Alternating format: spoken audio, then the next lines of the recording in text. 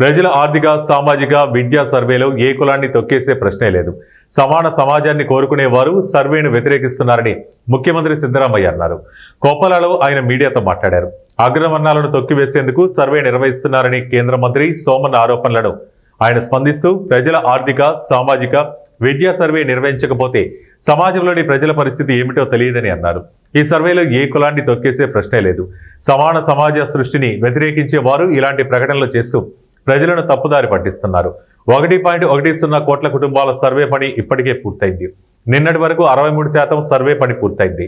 Survey పురోగతిని రేపు సాయంత్రం నాటికి సమీక్షించి సర్వే వ్యవధి పొడిగింపుపై నిర్ణయం తీసుకుంటామని ఆయన అన్నారు.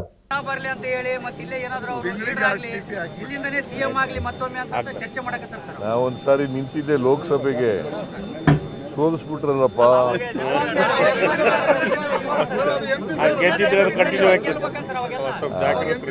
ಆದರೂ ಕೊಪ್ಪಳದ ಜನ ನಾನು ಮೈಸೂರಿಂದ ಇಲ್ಲಿ ಬಂದು ನಿಂತಿದ್ನಲ್ಲ ಆಶೀರ್ವಾದ ಮಾಡಿದ್ದಾರೆ. ಭಾಳ ಕಡಿಮೆ ಅಂತರದಲ್ಲಿ ಸೋತೆ ನಾನು. ಅದರಿಂದ ಕೊಪ್ಪಳ ಲೋಕಸಭಾ ಕ್ಷೇತ್ರದ ಜನತೆಗೆ ಧನ್ಯವಾದಗಳನ್ನು ನಾನು ಯಾವಾಗಲೂ ನೆನ್ಕೊಳ್ತಕ್ಕಂಥ ಕೆಲಸ ಮಾಡಿದ್ದಾರೆ. ಬಹಳಷ್ಟು ಹೋರಾಟಗಳು ಕೊಪ್ಪಳ ಜಿಲ್ಲೆಯಲ್ಲಿದ್ದಾವೆ.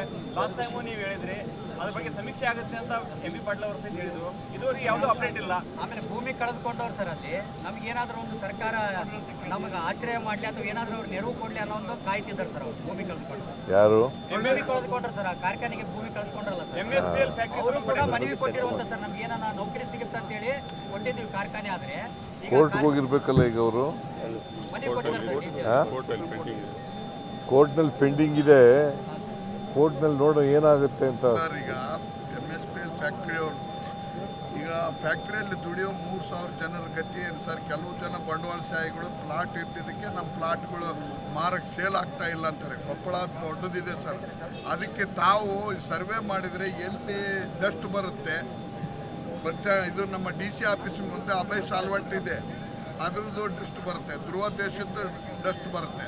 ಈಗ MSPL ಎಂದು ಕಿರ್ಲೋಸ್ಕರ್ದು ಬರುತ್ತೆ. ಆದ್ರೆ ಅದಕ್ಕೆ ಪರಿಸರ ಮಾಲಿನ್ಯದ ಒಂದು ತಡೆಗಟ್ಟಕ್ಕೆ ಮಾಡ್ತಾ ಇಲ್ಲ. ಮಾಡ್ಸೋಣ ಅದನ್ನ. ಈಗ ಡಸ್ಟು ಬರ್ತದೆ ಅಂತ ಹೇಳ್ತಾ ಇದ್ದೀರಲ್ಲ, ಆ ಡಸ್ಟು ಒಂದು ಟೆಸ್ಟ್ ಮಾಡಿಸೋಣ ಅದನ್ನು. ಅದ್ರ ಬಗ್ಗೆ ಏನು ಡಸ್ಟ್ ಬರಬಾರ್ದ ರೀತಿಯಲ್ಲಿ ಏನು ಕ್ರಮ ತಗೋಬೇಕು ಅದನ್ನು ತಗೊಳ್ತಕ್ಕಂಥ ಕೆಲಸ. ಮೇಲ್ಜಾತಿಗಳನ್ನ ತುಳಿಯೋದಕ್ಕಾಗಿ ಸಮೀಕ್ಷೆ ಮಾಡ್ತಾ ಇದ್ದಾರೆ ಅಂತ ಮೇಲ್ಜಾತಿಗಳನ್ನ ತುಳಿಯೋದಕ್ಕಾಗಿ ಸಮೀಕ್ಷೆ ಮಾಡಿಸಲಾಗ್ತಾ ಇದೆ ಅಂತ ಸೋಮಣ್ಣ ಅವರು ಹೇಳ್ತಾರೆ. ಈಗ ನೀನು ಸ್ವಾತಂತ್ರ್ಯ ಬಂದು